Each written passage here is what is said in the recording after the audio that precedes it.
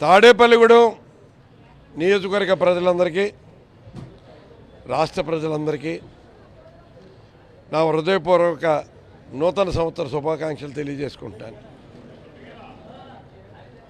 ఈ నూతన సంవత్సరంలో ఆంధ్ర రాష్ట్రంలో ప్రతి ఒక్కరు కూడా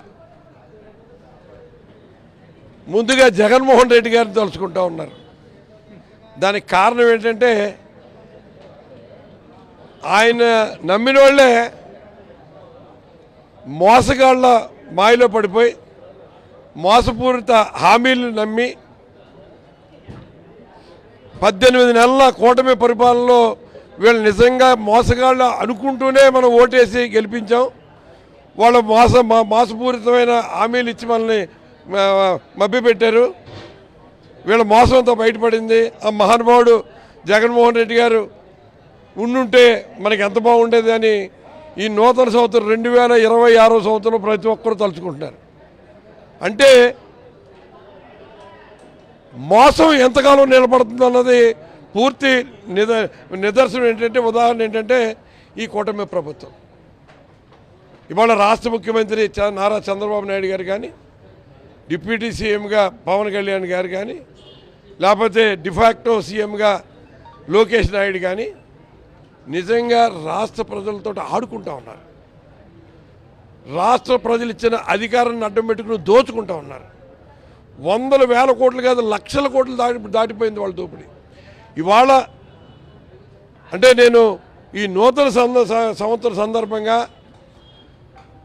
ఈ తాడేపల్లిగూడెం నియోజకవర్గ ప్రజలందరికీ, ఈ రాష్ట్ర ప్రజలందరికీ ఈ 2026 సంవత్సరంలో బాగా మేలు జరగాలి. ఎందుకంటే 2025 సంవత్సరం ప్రతి ఒక్కరికి కూడా ఒక రకంగా దుఃఖదాయని సంవత్సరంగానే మిగిలింది.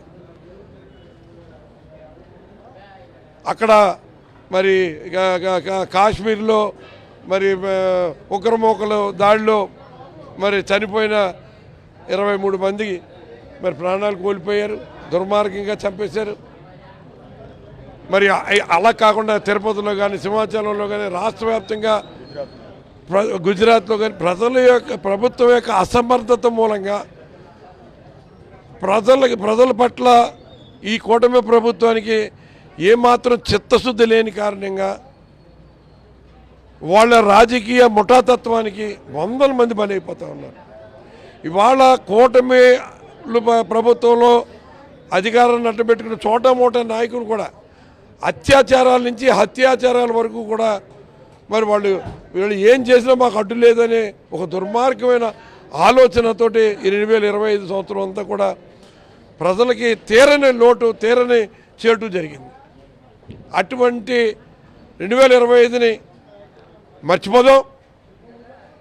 ఈ 2025లోనూ లేకపోతే 2024లోనూ ప్రజలు ఇచ్చిన తీర్పుకి ఈ 18 నెలల కాలంలో ప్రజలందరికీ బాగా తెలిసి వచ్చింది.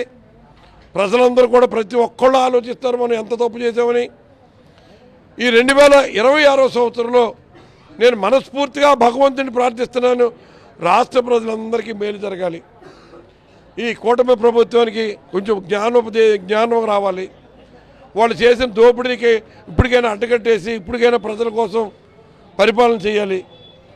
ప్రజల్ని మరి సంతృప్తిపరిచేలాగా వాళ్ళు ఏదైతే నమ్ముకున్నారో, ఏ పథకాలు అయితే ఇవాళ వరకు మీరు సూపర్ 6, సూపర్ 7 అన్నారు. జగన్మోహన్ రెడ్డి గారు అమలు చేసిన పథకాలకి పేరు మార్చే మీరు అమలు చేశారా? లేకపోతే ఏమైనా కొత్త ఏమైనా మీరు ఇచ్చిన కొత్త హామీలు ఏమైనా ఒక్కడైనా అమలు చేశారా? ఏ రకంగా మీరు సూపర్ 6 సక్సెస్ అయిందంటే అంటే మీకు భజన చేసే పత్రిక మీడియా ఉంది కాబట్టి ఆ భజనతోటి మీకు చెవులు పూడిపోయినాయి. అంతేగాని ప్రజలకు ఒరిగిందేమీ లేదు. ఇవాళ కూటమి ప్రభుత్వంలో స్వయంగా చంద్రబాబు నాయుడికే సగం అర్థమైనట్టుంది. మనం 50% పడిపోయాం, 50% ఫలితాలు వస్తున్నాయి అన్నట్టుగా చెప్పాడు. 50% కాదు, 5% పడిపోయారు.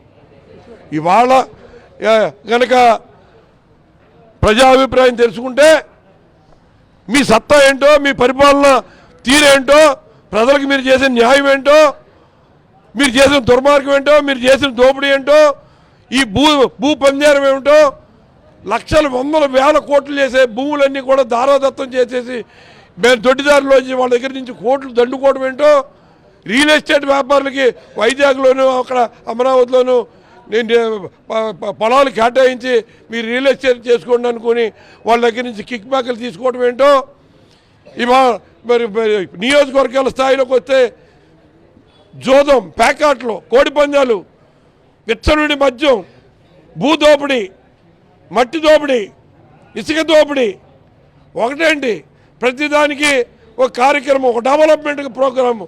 అంటే మాకు రాష్ట్రం నుంచి నిధులు రావట్లేదు, మీరు అందరూ సందాలు ఇస్తే మేము డెవలప్మెంట్ చేసి చూపెడతామని ఒక దుర్మార్గమైన ఆలోచన. దానికి మళ్ళీ సమర్థించుకోవడానికి వెనకాల భజన చేసే ఒక భజన బృందం ముత్యాల ముగ్గులో లాగా. ఇవాళ తాడేపల్లిగూడెంలో ఎన్ని రోడ్లు వేసాం, మీరు 5 సంవత్సరాలు అంత ముందుంటే 45 కోట్లతోటి మన నియోజకవర్గ పరిమితి ఎక్కడ చిలకంపాటు లాకుల దగ్గర నుంచి వెంకటరామన్ కూడా హార్టికల్చర్ యూనివర్సిటీ వరకు రోడ్డు ఎలా ఉండేది. ఆ రోడ్డు ఎంత బ్రహ్మాండంగా వేసాం, సిమెంట్ రోడ్డు కానీ 4 లైన్స్ కానీ. ఎక్కడ మేము భజన చేయించుకోలేదే, ఎక్కడ మేము రాత్రులు వెళ్ళి ఫోటోలు చేయించుకోలేదే. ప్రజలకు సౌకర్యం కల్పించడం అన్నది మన బాధ్యత అనుకున్నాం. మీరు భజన చేయించుకుని రాత్రులు ఫోటోలు దిగిన రోడ్డు ఎవరు శాంక్షన్ చేయించారు, ఎవరు టెండర్ పిలిపించారు, ఎందుకు ఆ కాంట్రాక్టరు పని చేయకుండా అగ్రిమెంట్ రాసి వాడు స్తబ్దుగా ఉన్నాడు. ఇవాళ ఆ కాంట్రాక్టర్ని బ్లాక్ లిస్ట్లో పెట్టే పరిస్థితి వచ్చింది కాబట్టి ఇవాళ రోడ్డు వేయడానికి ముందుకు వస్తే మీరు దాన్ని గొప్పలు చెప్పుకుని జబ్బలు చదువుకుంటున్నారు. మంచి తప్పే లేదు, ప్రజలకు కావాల్సింది సౌకర్యమే.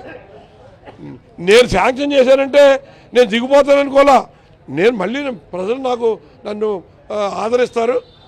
ఈ కార్యక్రమాలన్నీ ముందుకు తీసుకెళ్ళాలని ఒక ప్రణాళికాబద్ధంగా ఒక ప్లాన్ తయారు చేసుకుని ఒక ప్లాన్ ప్రకారం అన్నీ శాంక్షన్ చేసి ముందుకు తీసుకెళ్లే పరిస్థితుల్లో మీరు చేసిన మీ కూటమి నాయకులు చేసిన అబద్ధపు వాగ్దానాలు, మోసపూరితమైన హామీలు ప్రజల్ని అప్పటి వరకు ఎంతో సంతోషంగా ఉన్న కుటుంబాలందరినీ నట్టేడు ముంచేసి మీరు ప్రజలను వంచి ఒక సామాజిక వర్గాన్ని పూర్తిగా మరి వాళ్ళు ఇంక మళ్ళీ చరిత్రలో మళ్ళీ ఇంక ఒక నాయకుడిని సమర్థించే పరిస్థితి లేకుండా ఉండేలాగా మీరు మోసం చేస్తే ఇవాళ మీరు అధికారంలోకి వచ్చారు. అధికారంలోకి వచ్చిన తర్వాత ప్రతిదానికి పబ్లిసిటీ, ప్రతిదానికి బాజా భజంత్రీలే.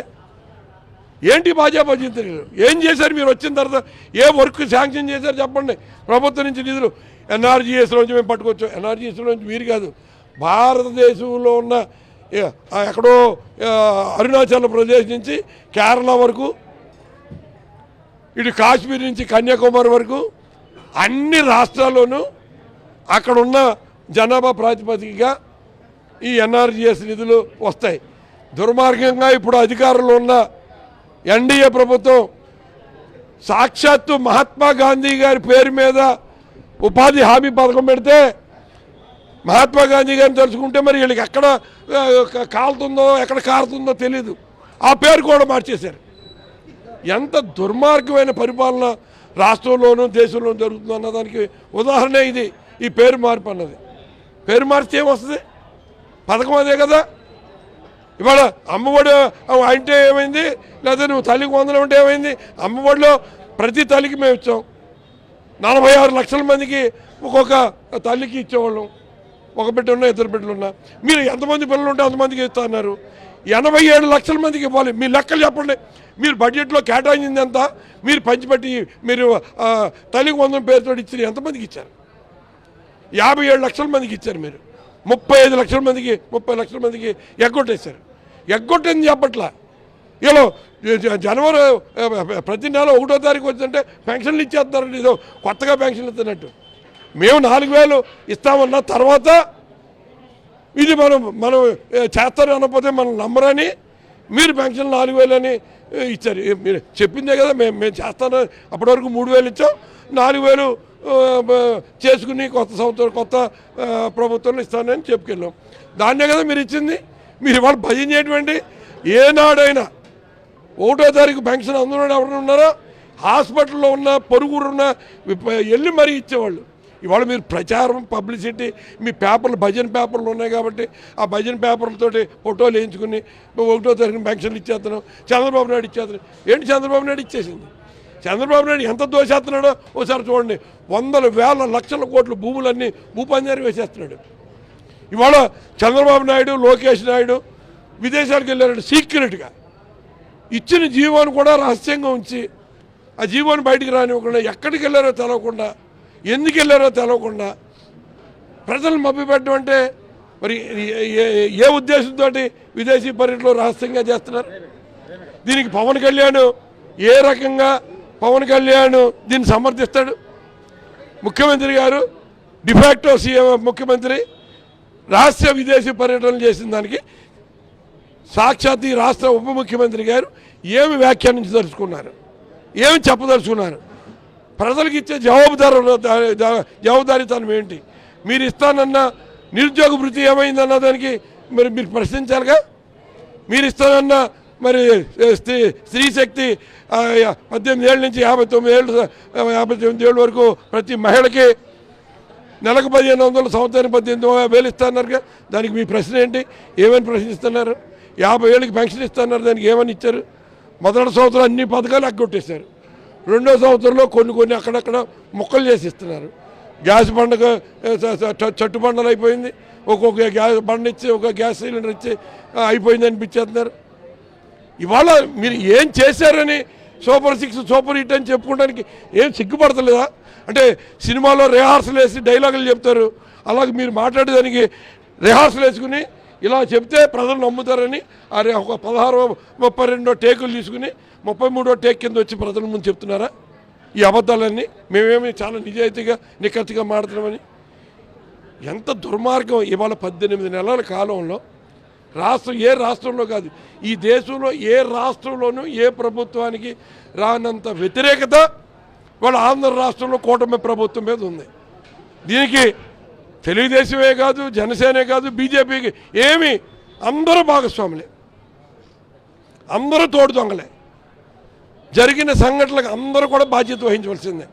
ఈ హత్యా రాజకీయాలకి అందరూ బాధ్యత వహించవలసిందే.